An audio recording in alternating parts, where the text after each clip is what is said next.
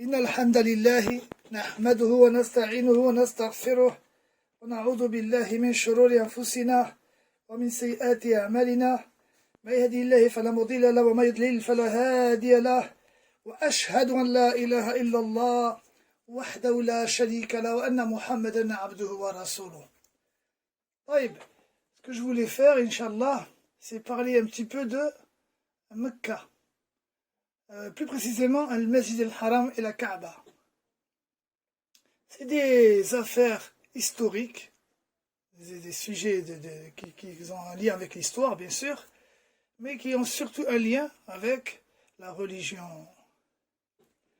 Donc, obligatoirement, il y a un lien avec Ibrahim, alayhi salatu wa salam, wa Ismaïl, alayhi salatu wa salam, nabina Muhammad sallallahu alayhi wa sallam. La pierre noire, el maqam Ibrahim, el Kiswa, et même à la fin, il y a un petit sujet sur Dar Nadwa. Mais ça ne va pas se faire en une seule fois, bien sûr. Vous avez tous compris, barakallahu fikum, al-Hijr, al-Multazam. Est-ce que quelqu'un sait qu'est-ce que c'est que le Multazam? L'eau de Zamzam à Aidan. Naam. Donc, tout le monde parmi nous sait qu'est-ce que c'est que la Kaaba.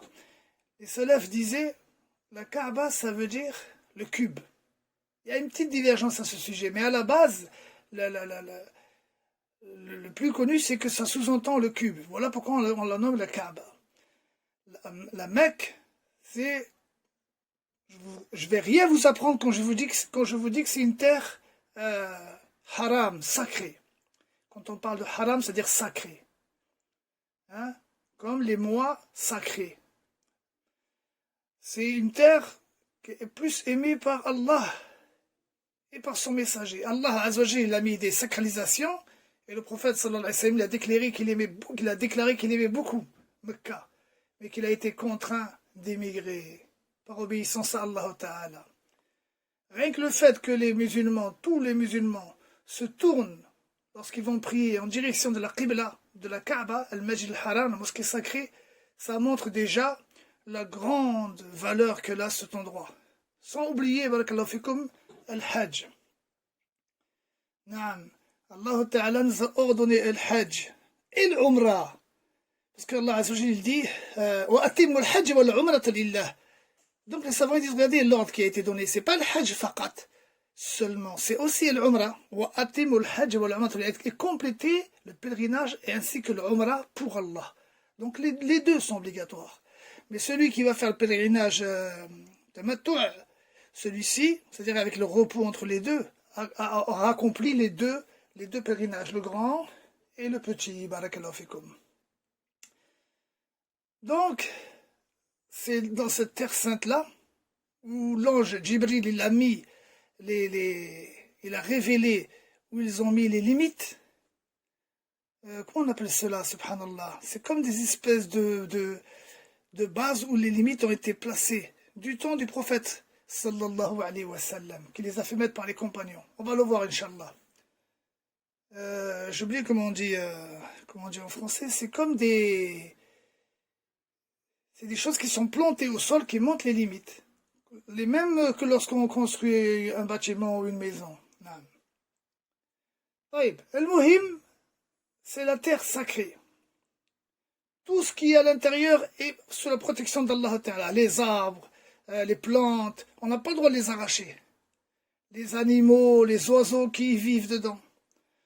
Je me souviens d'un hadith, le prophète sallallahu alayhi wa sallam, il a dit lors du pèlerinage d'adieu, de protéger tout cet endroit-là est protégé par Allah tabaraka wa ta'ala, sauf une plante que l'on va voir, avec lesquelles ils enterrent les morts avec, ils les mettent entre les morts et la terre, et ils font aussi des toitures, c'est-à-dire ils les mettent en dessous les toitures, en dessous les tuiles pour la maison.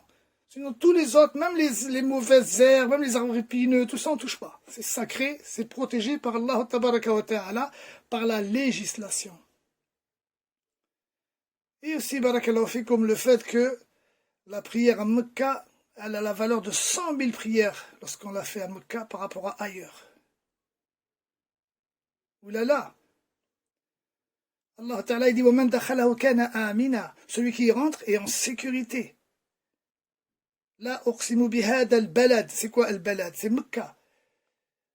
Lorsqu'une personne, par exemple, a commis un crime et qu'il se réfugie à la Mecque, dans la Terre Sainte, hein, alors on ne peut pas lui appliquer la loi d'Allah dedans la Terre Sainte. On doit lui mettre la pression pour qu'il sorte et on lui applique la loi d'Allah.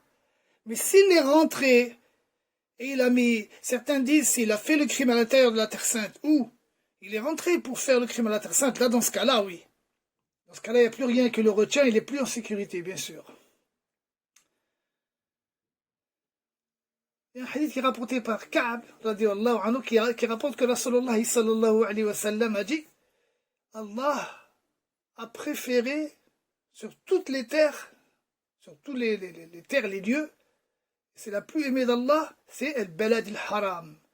Al-balad al-haram, c'est-à-dire la ville haram. Al-balad, c'est la ville.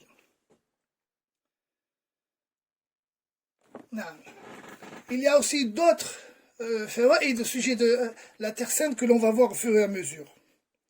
Donc, Mecca, Allah tabaraka wa ta'ala lui a donné plusieurs noms. Mais le plus connu, c'est Mecca. Nous, on connaît Balad al-Haram, on vient de le voir, on vient de l'entendre à l'instant. Et dans Surat Ali Imran, Bibekkata. Ou Kadalik, subhanallah, comment il dit le verset, Bayt al-Atiq. Bayt al-Atiq. Et d'autres noms encore que j'ai pas là à l'esprit, mais car personne n'a jamais pu conquérir la Mecque. Elle n'a jamais été conquise, jamais. Voilà pourquoi elle s'appelle Bayt al-Atiq. La terre, la maison, lorsqu'on libère un esclave, affranchi, la maison affranchie. Il y a aussi du fait que elle est construite sur les anciennes fondations de Ibrahim. Ce n'est pas les vraies fondations. C'est-à-dire, ce qu'on voit nous, la Kaaba, le cube que l'on voit, avec le kiswa, le tissu, elle n'est pas sous les fondations de Ibrahim. Ça lui a donné aussi un nouveau nom. Donc, la Mecca, elle a d'innombrables noms qui sont mentionnés par certains par les hadiths, Nabawi, et d'autres par les paroles des salaf, par les athars des pieux prédécesseurs. Les savants disent, souvenez-vous, l'histoire de El-Fil, lorsqu'Allah tabaraka wa ta'ala a sauvé Mecca, a sauvé la Kaaba des Éthiopiens qui avaient pris le Yémen. Ils sont rentrés dans le Yémen, ils l'ont pris, ils ont conquis le Yémen et ils ont essayé de détruire le Masjid al-Haram et la Kaaba, et Allah tabaraka wa ta'ala l'a défendu. Les deux sourates, ils ont un rapport. Alam tara kayfa fa'ala rabbuka bi ashabil fil wa li ilafi Quraysh. لإلاف قريش لإلافهم رحلة الشتاء والصيف فليعبدوا رب هذا البيت الذي يطعمهم من جوع وآمنهم من خوف. نعم, les gens du tafsir disent regardez, وآمنهم من خوف, comme Allah Azza wa Jalla leur a protégé. Personne ne peut s'en prendre à Mecca lorsque Mecca elle est faible. Lorsque c'est les hommes qui peuvent la défendre, Allah il laisse les hommes la défendre.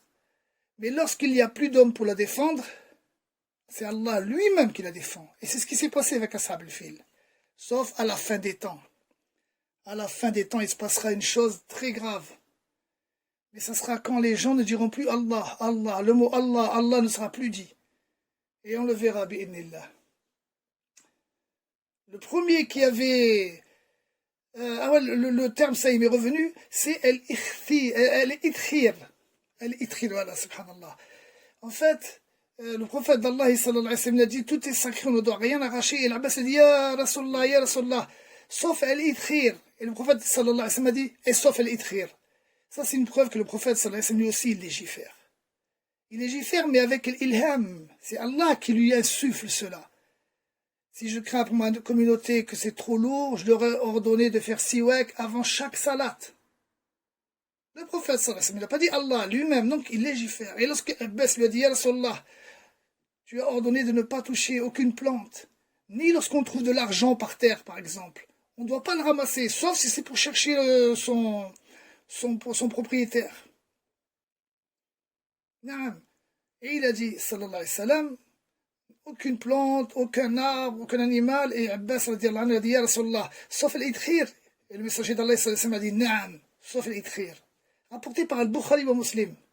Ça montre que le prophète sallallahu alayhi wa sallam légifère et ça montre la haute sacralisation de ce lieu. Le premier donc qui a mis les limites, comment on dit, subhanallah, j'ai oublié comment on dit les limites, les frères.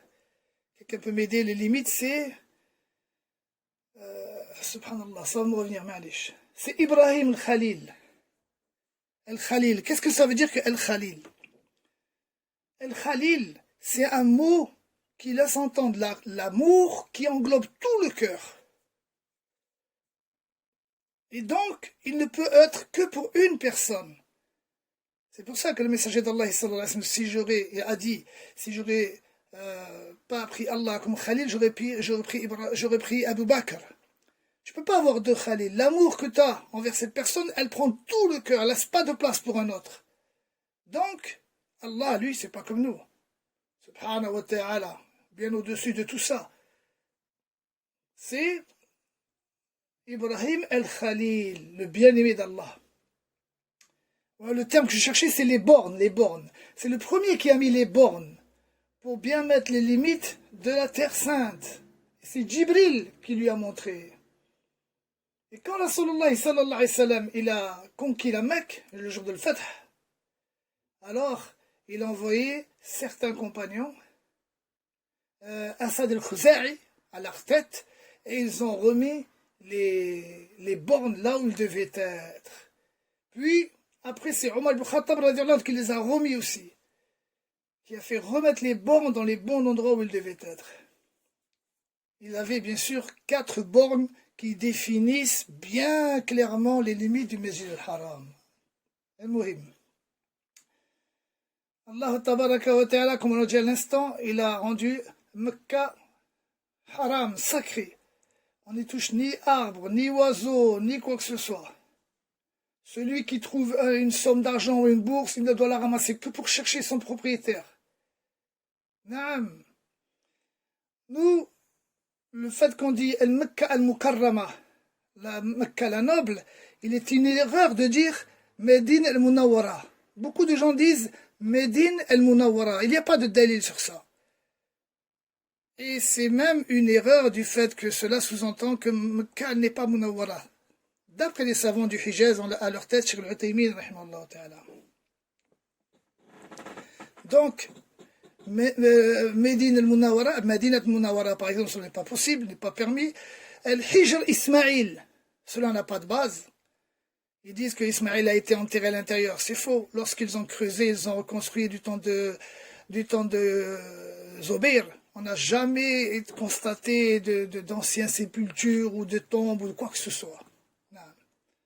Il n'y a aucune preuve que Ismaïl est enterré au Hijr.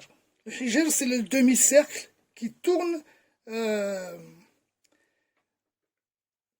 collé à la Kaaba. Vous avez vu le demi-cercle, espèce comme un arc qui est collé à la Kaaba. Barakallahu fikum. On dit le Hijr tout court. Allah Ta'ala dit وَمَنْ دَخَلَهُ كَانَ آمِنًا. Celui qui entre, il est en sécurité. La ville de Mecca, Allah Ta'ala lui a donné, subhanallah, regardez ce qu'ils disent les mashayikh, regardez ce qu'ils disent les savants. Là, ça, je viens de le voir avec vous dans Majmoul al-Buldan. Majmoul al-Buldan, c'est-à-dire le nombre, le globe de villes. Comment on peut dire ça? Il a réuni les villes dans son livre. Il a réuni des milliers de villes. Et dans cet ouvrage-là, dans le 5e volume, il a marqué à la page 181 que Mecca, elle a au moins 50 noms. Mecca, comme on l'a vu, barakallahu fikum, dans Surat Ali Imran. Al-Balad, Al-Qariya. Al-Qariya, qu'est-ce que c'est qu'Al-Qariya? Al-Qariya, ça veut dire là où les gens se regroupent. On dit Qariya al-Ma, il a regroupé l'eau. Al-Qura, la mère des villes.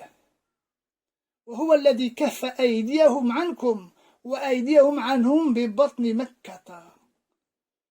بكة dans Sourate Ali Imran إن أول بيت وضع للناس الذين ببكة مباركا وهدى للعالمين. بكة لا أقسم بهذا البلد. Ça c'est dans le Coran فقط. وضرب الله مثلا قرية كانت آمنة مطمئنة. Tout cela, mon frère, ce sont les noms de la Mecque dans le Coran. وَلِتُنْذِرَ أُمُّ الْقُرَى.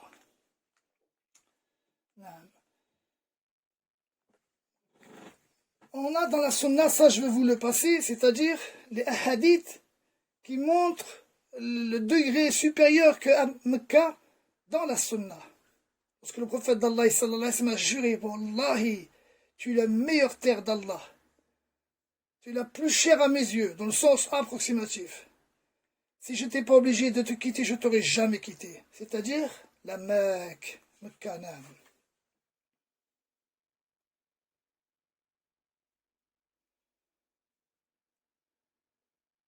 جعل الله الكعبة. Allah Ta'ala il a fait que le Kaaba, Bayt al-Haram, la mosquée sacrée, qiyaman linnas. Dans le sens approximatif, un lieu de rassemblement pour les gens. Qiyaman linnas. Certains disent, c'est pour cela qu'elle s'appelle la Kaaba. Mais comme on l'a dit tout à l'heure, l'avis le plus fort, c'est parce que c'est un cube. Rapporté par Ikrima et Mujahid. Certains disent parce qu'elle a été élevée, c'est pour ça qu'elle s'appelle la Kaaba. Wallahu ta'ala wa alam bis-sawab. Nous, on sait tous les savants sont d'accord, les historiens, comme il est rapporté par Ibn Hisham, Ibn Ishaq et la plupart des historiens qu'on connaît dans Ibn Atir, Bidaya wa Nihaya, etc., que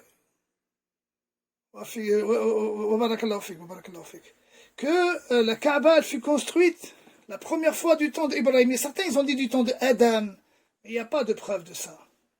Il n'y a pas de preuve que c'est Adam qui l'a construit. La vraie, plus authentique, ça a été construit par Ibrahim et Ismaël.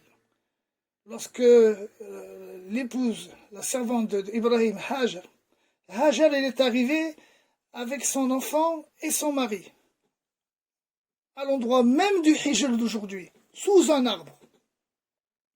Lorsqu'elle arriva, Ibrahim les a placés sous un arbre à l'ombre. À cause de quoi? Là je pose le livre. À cause du fait qu'il y avait, comme Allah Ta'ala, il a créé la femme jalouse. Tu peux pas, lorsque ton épouse est jalouse, tu peux pas essayer de lui ôter ça. Non, la femme elle est créée avec ça. Donc, Allah Azzawajal, lorsqu'il a vu qu'il y avait de la jalousie entre eux, il a ordonné à Ibrahim, mais bien sûr, tout cela n'était qu'une cause. Regarde là ce que ça a fait la communauté de Mohammed, sallallahu alayhi wa sallam. Il a ordonné à Ibrahim de ramener Hajar dans la péninsule arabique. Car Sarah, elle n'arrivait pas à avoir d'enfant. Elle lui a donné sa servante. Hajar, c'était une servante que le roi lui avait donnée. Lorsque le roi lui a donné, le patriarche d'Égypte lui a donné, Sarah l'a dit à Ibrahim, je te vois tout le temps, tu invoques Allah, moi je suis stérile, tiens, fais un enfant avec Sarah, avec Hajar. Lorsqu'elle a eu un enfant, Hajar elle a pris un peu de dessus, parce qu'elle a vu qu'elle avait un enfant, alors Allah Azza wa Jalla, il a ordonné à Ibrahim de les séparer et de amener à un endroit bien précis Hajar et son fils. Où ça? À Mecca même. Là où il y a le Hijr, à la Kaaba même, il y avait un arbre avec de l'ombre. Et lorsqu'Ibrahim leur a donné un peu une gourde avec de l'eau, une outre avec de l'eau, et un sac avec des dattes, il se leva et il partit. Elle le suivit. Tu vas nous laisser ici? Tu vas nous laisser ici? Il ne répondait pas, Que va-t-on faire ici dans un endroit perdu dans le désert? Lorsqu'elle vit qu'Ibrahim ne répondait pas, elle lui a dit, c'est Allah qui t'a ordonné ceci. Il a fait signe de la tête. Naam. Alors, à ce moment-là, elle a dit, Allah ne nous délaissera pas. Regardez, barakallahu fikum. C'est une femme tellement pieuse. L'ange lui est apparu. Elle a parlé avec l'ange. L'ange lui a donné des recommandations. Subhanallah. Ce qui prouve que c'est pas parce que tu vois un ange que tu es un prophète. J'ai trouvé dans le Tafsir Ibn Utayya que Mariam, lorsque l'ange lui est apparu, elle avait 11 ans. Elle avait 11 ans. Regardez, barakallahu fikoum, la piété que les femmes sont touchées. Aïcha, lorsqu'elle s'est mariée, elle avait 9 ans, elle a 7 ans, puis elle s'est mariée à 9 ans. L'acte, il a été fait à 7 ans, et le doukhul s'est fait à 9 ans. Et tu vois, aujourd'hui, des gens, ils sont là, ils tremblent, ils ont honte de dire ça. On dirait que lorsque les kuffars leur posent des questions, ils disent non, mais il y a khilaf, Keda. Non, il n'y a aucun khilaf, qu'est-ce que tu racontes? Elle avait 9 ans, bien sûr. Alhamdulillah. C'est pas des femmes comme des femmes de la société qu'on a aujourd'hui. On regarde aujourd'hui, rien que dans le désert, dans les endroits en Afrique, ce que font des petites filles de 9 ans. Aujourd'hui, dans les pays sous-développés, les kuffars leur ont tout volé. Ils ont des gros problèmes de malnutrition, etc. Si les kuffars n'auraient pas mis tous ces limites, leur auraient pas tout volé leur richesse, tu aurais vu une fille de 9 ans, qu'est-ce qu'elle fait là-bas? Elle participe à toutes choses. Elle participe, elle est très utile pour la famille, pour la société. Amr, subhanallah. Comment il s'appelle les frères? Aidez-moi. J'ai des trous de mémoire, Allahu Akbar. Al-Muhim, Amr, il a eu un enfant alors qu'il avait 11 ans. 11 ans, il avait déjà son fils. Donc, regardez la piété des femmes qui vraiment font des efforts pour se rapprocher d'Allah. Comme Hajar, comme Sarah, comme Mariam, Aïcha radiallahu anha, Khadija, et d'autres bien sûr. Je retourne au livre les frères.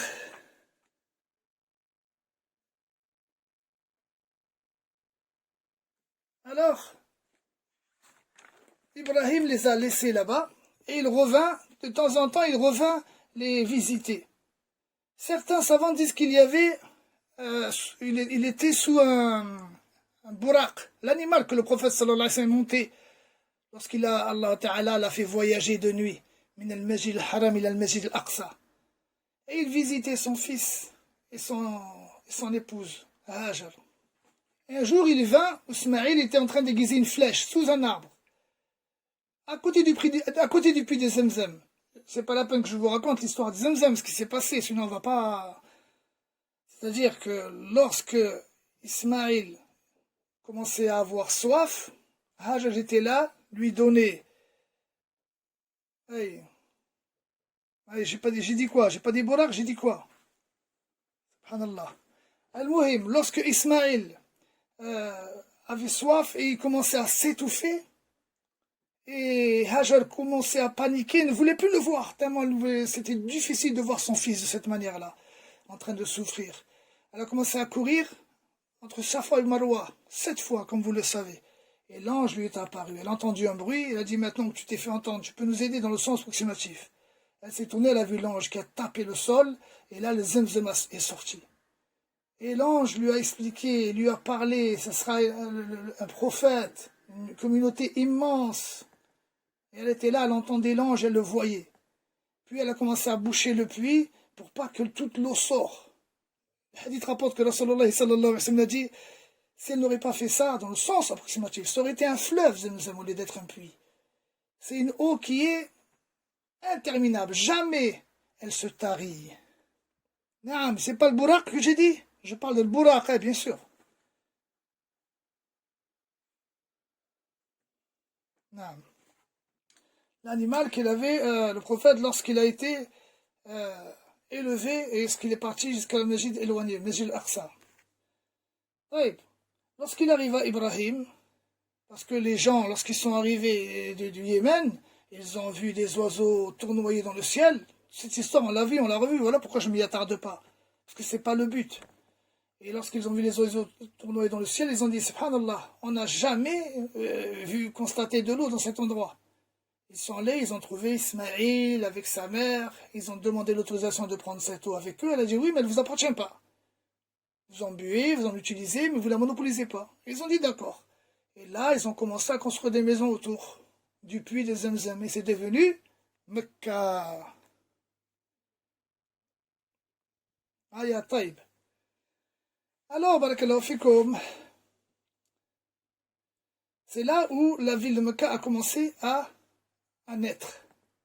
Lorsque plus tard arriva Ibrahim, il trouva son fils taillant des flèches sous un arbre, il a dit Allah m'a ordonné de construire une maison ici même, très précise, un endroit vraiment précis, un petit monticule dans le désert. Vas-tu m'aider? Il a répondu je t'aiderai. Et alors, d'abord il avait demandé est-ce que tu m'aiderais? Il a répondu Naam, je t'aiderai. À quoi? Il a bâti, il a dit à construire la maison ici, dans le sens approximatif. Ils ont creusé et ils ont placé des pierres grosses, pierres plates, vertes, un gris vert, comme la couleur de l'éléphant. Et ils construisèrent après avoir planté les fondations et les piliers, et ils tournèrent autour. Rabbana taqabbal minna innaka antas sami'un alim. Ils tournent autour, en même temps ils mettent les pierres. Ibrahim y met les pierres et Ismaël lui amène les pierres. Et à un moment, il arrivait, elle était un peu trop haute. Alors il a fait venir une autre pierre un peu plus grosse, il a collé, c'est-à-dire il a mis contre le mur de la Kaaba et il est monté dessus pour s'en servir comme une espèce d'échafaudage. On appelle ça Maqama Ibrahim. Le Maqama Ibrahim, Allah Ta'ala a voulu, pour honorer Ibrahim, laisser les traces des pieds d'Ibrahim sur la pierre. Ibrahim montait, s'en servait comme une espèce d'échafaudage. Puis quand est arrivé le califat de Omar al-Khattab, alors que c'est lui qui a été la cause de la révélation du verset وَاتَّخِذُوا مَقَامَ إِبْرَاهِيمَ مُصَلَّى et prenez le maqam d'Ibrahim comme lieu de prière. C'est lui qui a été la cause de cette révélation. Ya Rasulallah. Et si on prenait le maqam d'Ibrahim comme lieu de prière, Allah a révélé ce verset. Lors de son califat, Ibrahim il a vu que les gens commençaient à être très nombreux pour faire tawaf, le pèlerinage. Il a pris le maqam d'Ibrahim, il a reculé loin de la Kaaba pour que ça ne gêne pas les gens qui tournent. Avant, il était collé contre le mur. Et aucun compagnon ne l'a contredit ou ne l'a dit quoi que ce soit, ils étaient tous d'accord avec lui. Allah a ordonné de le prendre comme lieu de prière. On se met entre toi et la Kaaba, la pierre, le maqam Ibrahim. Que ce soit à côté ou plus loin. Mais les gens, au lieu de faire cela, ils se mettaient à la toucher, parce que les traces des pieds des empreintes d'Ibrahim, ils ont été effacées. C'est les deux pierres du paradis, ça et la pierre noire. D'après la plupart des savants, même le maqam Ibrahim.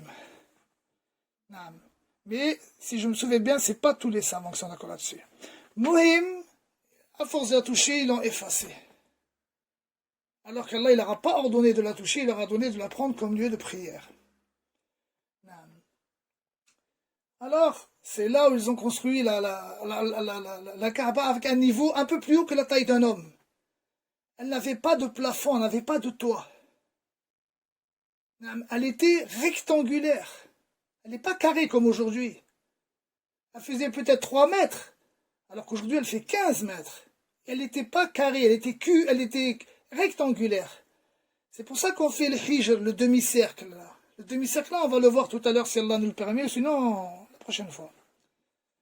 Donc, lorsque le prophète sallallahu alayhi wa sallam avait à peu près 25 ans, elle a été détruite par le temps. Certains ont dit un torrent. Torrent, c'est comme un torrent de boue, là.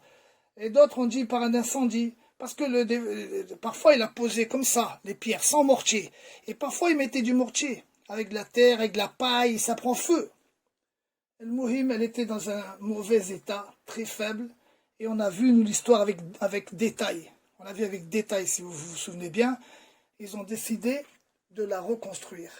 Walid ibn Mughayra, le père de Khalid ibn Walid, il a décidé de lui-même commencer les travaux. Ils avaient tous peur. Si on touche la Kaaba, Allah il va nous ceci, Allah il va nous cela. Ils ont eu trop peur. Alors el Walid, il a dit, je vais commencer les travaux. Si vous voyez qu'il m'arrive quelque chose, vous ne la touchez pas. S'il m'arrive rien, le lendemain, vous venez m'aider. Ils ont commencé, lui et ses enfants. Et le lendemain, je vais rapide, ils sont venus, ils ont commencé à l'aider. Toute la tribu de Quraysh sont venus. Ils commençaient à déplacer les pierres, à commencer à enlever, jusqu'à ce qu'ils sont arrivés où? Aux fondations. Dès qu'ils ont essayé d'enlever les fondations, ils ont vu comme un éclair. Ils ont compris qu'il ne fallait pas qu'ils touchent. Et ils ont reconstruit dessus. Mais le problème, c'est que leur argent, c'était le riba, l'intérêt. Et le fait de travailler, faire travailler des prostituées. Eux, ils connaissaient que c'était haram, ça. Ils avaient déjà hérité de beaucoup de lois de Ismaïl et d'Ibrahim, malgré que ça faisait des siècles. Ils sont tombés dans le shirk, on a vu les pourquoi, on a vu les causes. Et donc, ils ont compris qu'ils doivent mettre que de l'argent pur. Ils n'avaient pas assez d'argent, alors ils ont fait que les 2/3. Ils n'avaient plus d'argent pour construire le reste. Et voilà comment il est devenu cubique. Un bateau, il s'est écrasé à Jeddah. Tout ça, on l'a vu. Et avec ce bateau-là, ils ont fait le toit et le plafond. Le bateau qui s'est écrasé à Jeddah, c'était un bateau de très bonne qualité. Et comme Allah l'a voulu, il y a un menuisier, là, c'est pas un menuisier exactement, c'est celui qui travaille le bois, qui était présent et qui les a aidés à le faire. Puis c'est là où ils ont eu le problème, la pierre noire. C'est nous qui place la pierre noire. Non, c'est nous, non, c'est nous. Ils ont mis une bassine avec du sang dedans. Ils ont mis les mains dedans. Ils ont mis les mains pleines de sang. On va sortir les épées. On va sortir les sabres. Chacun voulait que ce soit lui, ou le chef de sa tribu, qui met la pierre noire. Il y avait Umayya ibn al-Mughayra, un des Bani Makhzoum. Les Bani Makhzoum, c'est la tribu de Khalid ibn Walid, la tribu de Abi Jahl. C'était le plus vieux de tous. Il a dit, arrêtez, vous n'allez pas vous entretuer pour ça. Le premier qui rentre par cette porte-là, c'est pas des portes que tu ouvres, hein. C'est des chemins qui mènent jusqu'à la Kaaba. Ils appellent ça des portes. C'est des grands chemins à l'intérieur. Le premier qui passe par cette porte-là, c'est lui qui tranchera sur votre différend. Et lorsqu'ils ont vu le prophète d'Allah, il avait 25 ans arrivé, ils ont sauté de joie. Al-Amin, Al-Amin, Al-Sadiq Al-Amin, l'honnête, le digne de confiance, le véridique, on accepte son jugement. Et lorsqu'ils lui ont expliqué le problème, le messager d'Allah, d'après une version, il a mis son manteau, d'après une version, il a mis son manteau à lui, dans une version, il a mis un tissu. Il a mis la pierre noire au milieu, et il a dit à chaque chef de chaque tribu, prenez un bout de ce tissu pour le soulever. Tout le monde l'a soulevé à la hauteur où il voulait le mettre. Et le messager d'Allah sallallahu alayhi wa sallam a mis la pierre noire là où il fallait la mettre. On n'oublie pas que Ibrahim aussi, lorsqu'il a envoyé son fils Ismaïl aller chercher une pierre, car il y avait une pierre qu'il fallait qu'il place à un endroit, lorsqu'il revint, Ismaïl l'a vu. Il est en train de mettre la pierre. Où as-tu vu cette pierre, ya Abati, mon père? Où as-tu vu cette pierre? C'est l'ange Jibril qui me l'a ramenée du paradis. Elle était blanche, bien sûr. Quand on se construit une maison en pierre, ce n'est pas comme une maison en briques. Il y a un ordre bien précis. Même pour les détruire, c'est pas comme les maisons. Tu n'aimes pas, tu détruis comme ça, t'enlèves ce que tu veux. Elle va s'écrouler sur toi. Non. Il y a un ordre bien précis que ceux qui font en pierre, ils les posent. C'est beaucoup d'endroits où il n'y a pas de mortier du tout. Le mortier, c'est le ciment. La troisième fois qu'ils ont construit la Kaaba, c'est avec Abdullah ibn Zubayr. Abdullah ibn Zubayr, c'est un compagnon très très jeune. Pourquoi très jeune? Parce que lorsque le prophète sallallahu alayhi wa sallam a émigré à Mecca, les musulmans n'avaient plus d'enfants garçons. Pendant 3 mois, plus aucun enfant garçon, que des filles. Dès qu'il y avait un enfant garçon qui naît, il meurt. Le reste est que des filles. Et les juifs ont commencé à dire une rumeur. Une rumeur, voilà, c'est nous qui avons fait un sort, c'est nous qui avons fait ça. C'est nous la vraie religion. Alors, lorsque Abdullah ibn Zubayr est né, au bout de 3 mois, les compagnons, ils étaient, comme eux, ils ont défilé dans toute la Mecque, dans tout Médine. Ils l'ont soulevé, ils le portaient, ils disaient des cris de joie. Allahu Akbar, Abdullah ibn Zubayr.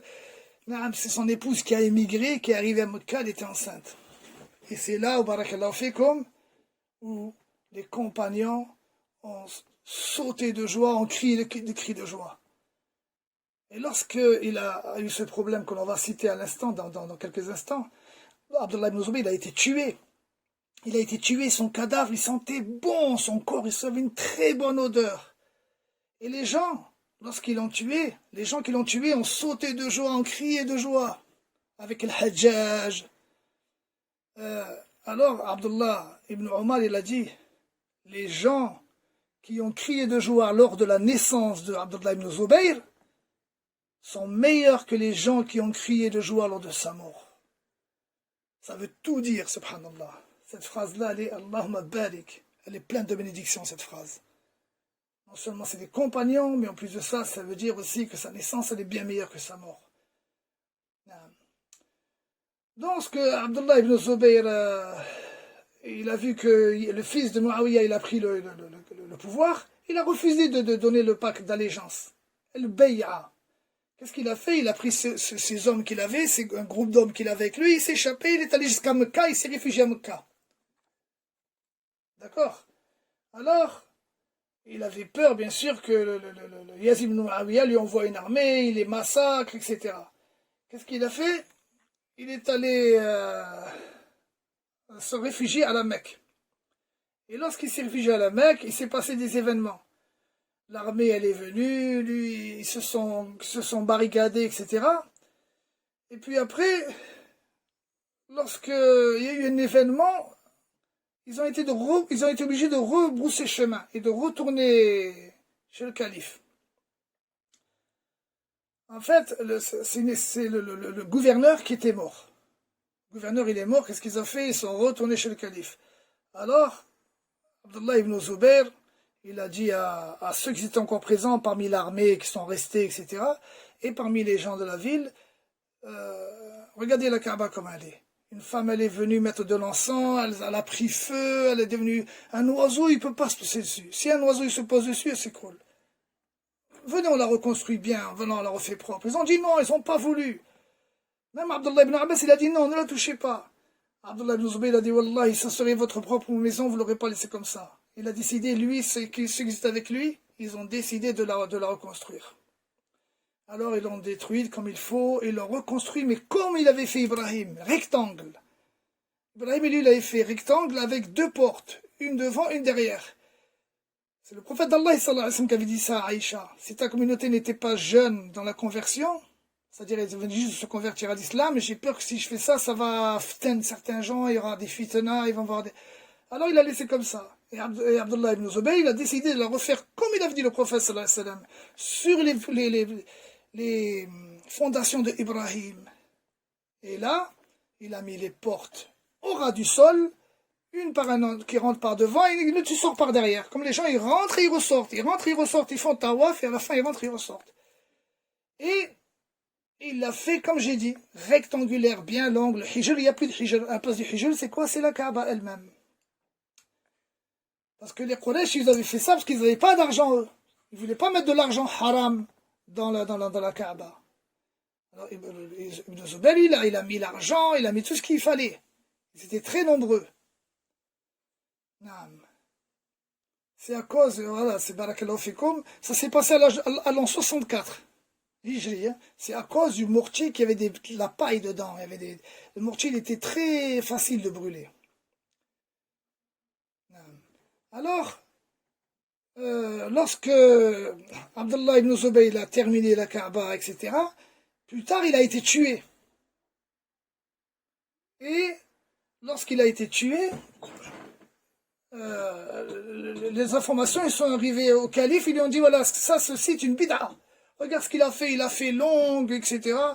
Alors le calife il a ordonné de la refaire comme elle était avant. De boucher une porte, de élever la porte. Ils ont demandé au prophète d'Allah sallallahu alayhi wa sallam, Ya Rasulallah, pourquoi ils ont mis la porte haut comme ça? Comme elle est maintenant là.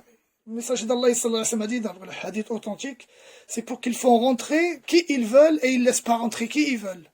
Eux, ils sont en haut et ils font entrer qui ils veulent. Ça devient pour eux facile. Donc la vraie sunna, c'est qu'elle était au sol. Elle avait toujours, au début, toujours pas de tissu noir. Même ça, on va le voir, celle-là nous le permet. Alors, le 27e jour du mois de Ramadan, c'est là où le calife il est mort. Donc, Abdullah ibn Zubayr, il a reconstruit comme il le fallait, selon les conditions, selon les fondations de Ibrahim, alayhi salatu wa sallam, nabina Muhammad sallallahu alayhi wa sallam, et de Ismaïl. Puis, lorsque Ismaïl il est décédé, ils l'ont tué, il a été assassiné, ils l'ont remis comme elle est aujourd'hui, c'est-à-dire avec la porte fermée, la porte élevée, et ils ont cassé un tiers. Ils ont laissé que 2 tiers de façon à ce qu'elle soit cubique, carrée.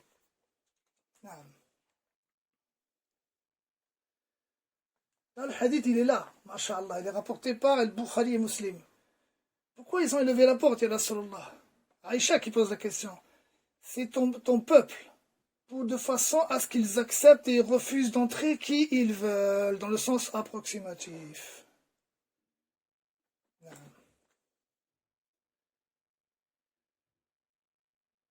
Et après, Abdullah ibn Zubayr, lorsqu'il a terminé la construction, il a démoli, il a tout reconstruit, il a ordonné de faire le pèlerinage. C'est arrivé au même moment du pèlerinage.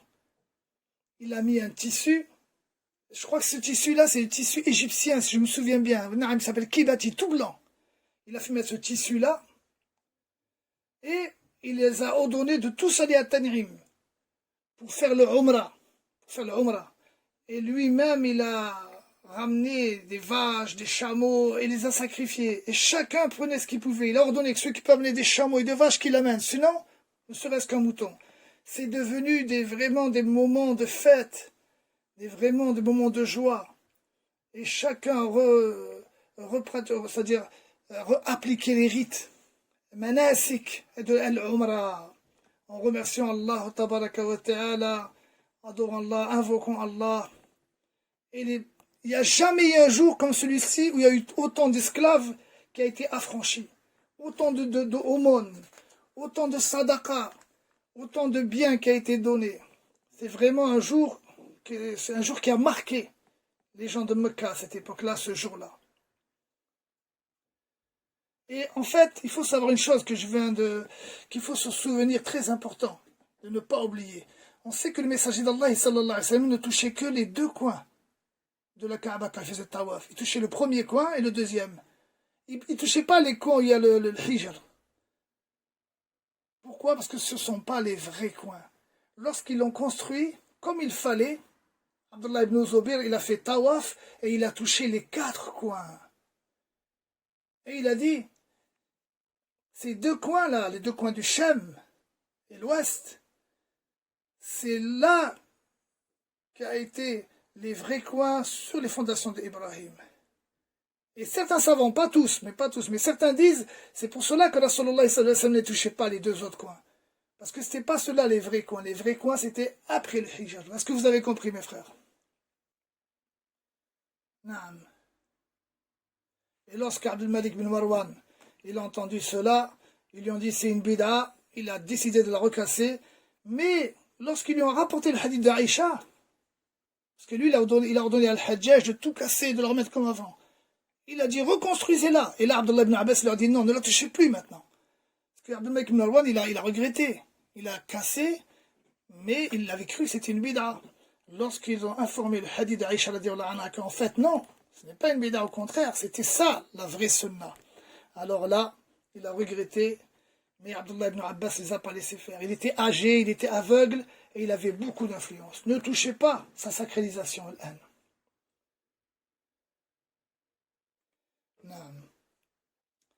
Maintenant, en ce qui concerne le fait du tissu, en ce qui concerne le comment a été la première fois où la Kaaba a été couverte d'un tissu. On dit en arabe le kiswa. Vous vous souvenez, barakallahu fik, comme on en avait parlé. On avait parlé du fait qu'un homme, un Yéménite, était arrivé avec son armée.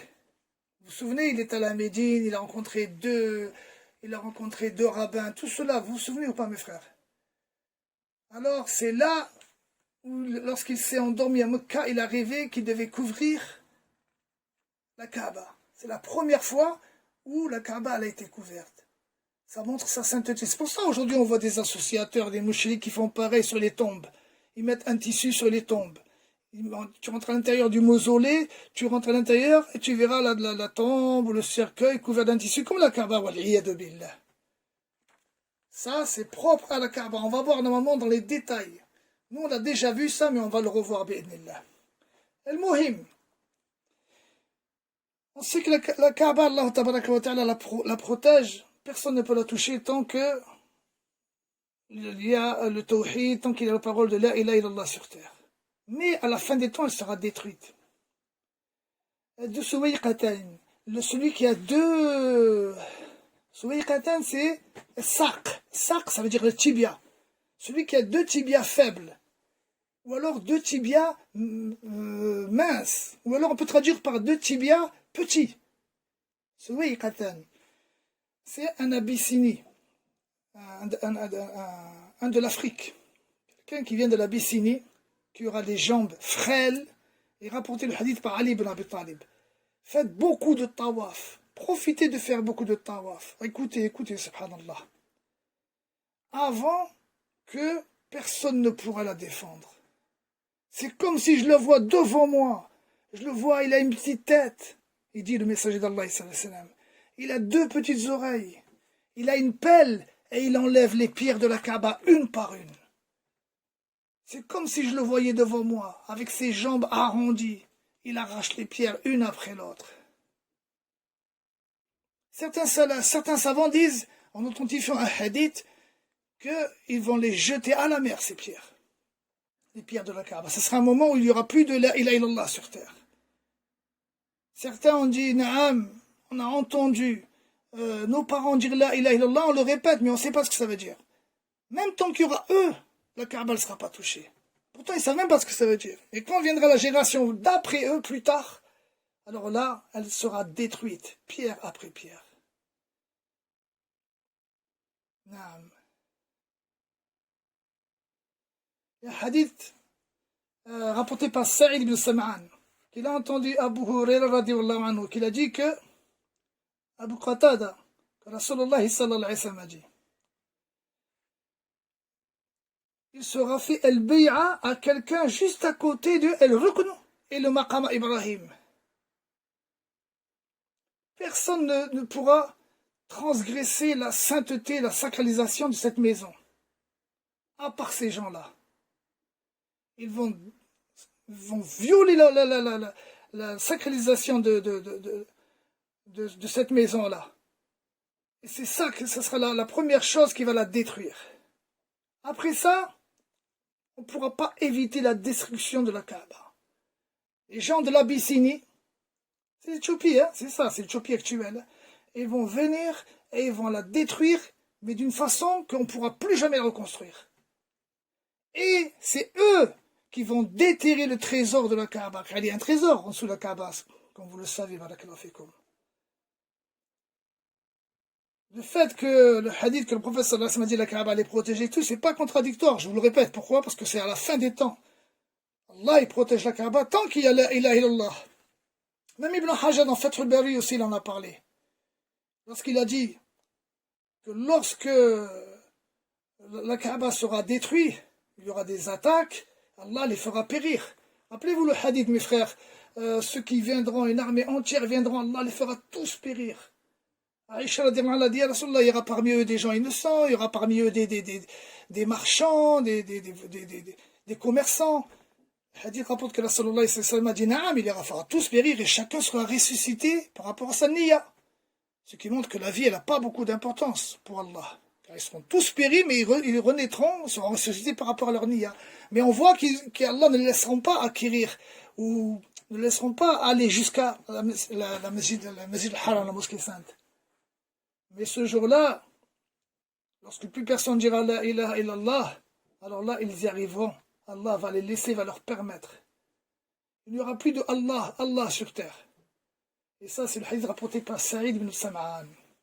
Et plus jamais elle sera reconstruite. C'est fini. Car juste après, ce sera la fin du monde. L'heure, c'est là où se dressera l'heure. Nous, on a vu, si vous vous souvenez bien, barakallahu fikum, pour ceux qui étaient présents lorsqu'on a fait la sira, le début de la sira, on a vu qu'il y a eu une guerre. Allah Azza wa Jalla, il a fait que c'est les Jurhum qui ont rencontré Ismaïl et sa mère. Puis, les Jurhum, ils ont commencé à transgresser les ordres d'Ismaïl, l'éducation d'Ismaïl et d'Ibrahim. Qu'est-ce qui s'est passé? Il y a eu une grande bataille. Et les Khuza'a, ils ont combattu, la plupart ils les ont tués, et les autres se sont enfuis. Les Khuza'a, ils ont pris leur place. Qu'est-ce qu'ils ont fait les Jurhum? Ils ont caché le puits de Zamzam avec une pierre plate, ils ont caché le trésor, et vous vous souvenez de ça? Lorsqu'Allah Ta'ala voit que dans la Terre Sainte, les limites d'Allah sont transgressées, sont jetées derrière le dos, regarde ce qu'il leur fait. Ils ont été massacrés la plupart, éparpillés. jusqu'à ce que Qusay ibn Kilab, c'est Qusay qui a repris le pouvoir. On a vu de la manière dont il a repris le pouvoir. Il n'a pas repris le pouvoir en faisant une guerre. Non, car il a été bien placé. Il s'est marié avec la fille d'un chef. Puis, doucement, doucement, il a commencé à monter en grade jusqu'à ce que le jour où leur chef est mort, il a demandé aux sages de choisir. Et ils l'ont choisi à lui. C'est comme ça qu'ils ont repris la Mecque. Mais à la base, ils ont été détruits, ils ont été chassés de la Mecque. Pour ceux qui étaient présents, ils savent de quoi je parle. Puis après, Qusay, il a donné à ses enfants. Rappelez-vous, je ne me souviens plus combien, il avait 9 enfants, je crois, il avait 9 enfants, sauf Abd ad-Dar. Abd ad-Dar qui était le plus âgé, qui n'avait rien, aucune noblesse. Il a tout donné à Abd ad-Dar. Vous vous souvenez, barakallahu fikoum. Puis, ça a été, et doucement, doucement, les générations passent, jusqu'à ce que c'est la famille de Uthman ibn Talha, les descendants des Abd ad-Dar. C'est pour ça qu'on dit les Beni Abd ad-Dar. Uthman ibn Talha, c'est un des Beni Abd ad-Dar qui a pris la responsabilité de la Kaaba. Chacun, il avait une responsabilité. Parce que Qusay, lorsqu'il a donné à son fils, lorsqu'il est mort, son fils, tous ses frères, ils se sont partagés ces 3 choses. Al-Kiswa, la Kaaba, le fait de donner à boire aux pèlerins, c'est l'Abdul Muttalib, et Dar al-Nadwa. Vous vous souvenez, barakallahu fikum. Lorsque le prophète sallallahu alayhi wa sallam arriva, et il rentra à la Mecque, déjà avant cela, le prophète sallallahu alayhi wa sallam, avant d'émigrer, les gens venaient faire tawaf, couvrir la Kaaba. Le prophète n'était pas encore parti à Médine, mais il prêchait le tawhid. Les gens s'en prenaient à lui. Et un jour, il a voulu rentrer. C'est Uthman lui-même qui raconte.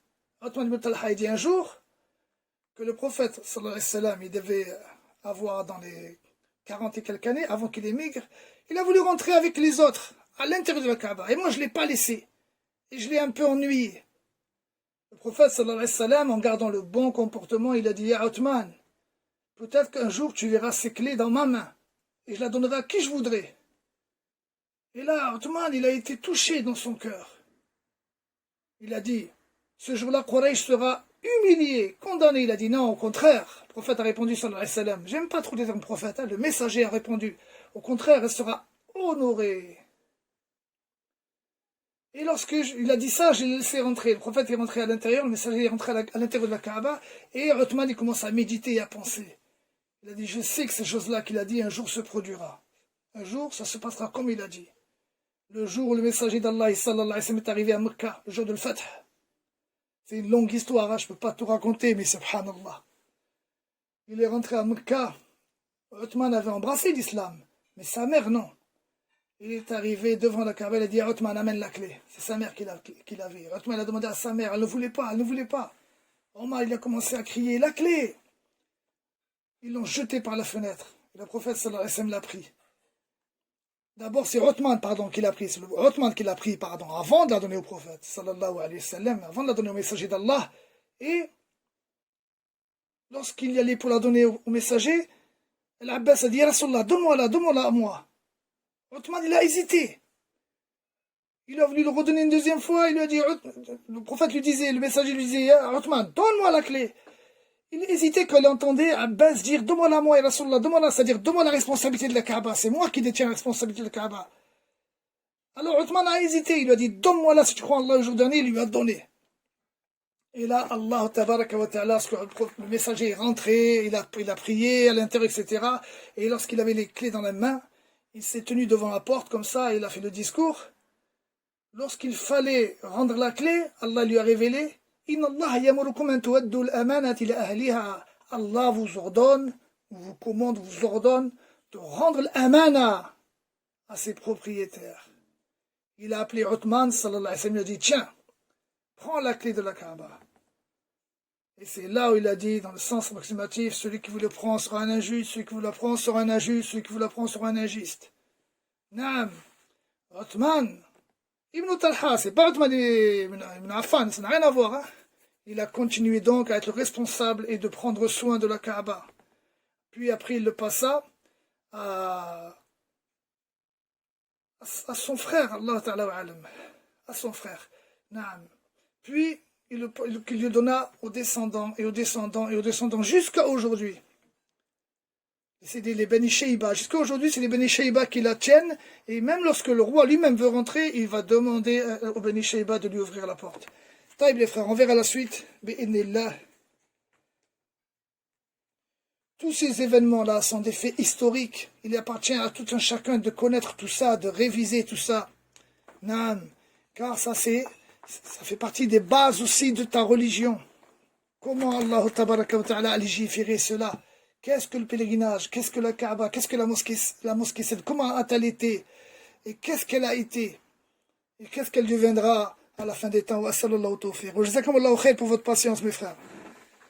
Je vais essayer, Inch'Allah, d'être présent demain pour faire la suite. Subhanakallahumma wa bihamdika wa ashhadu an la ilaha illa anta astaghfiruka wa atubu ilayk.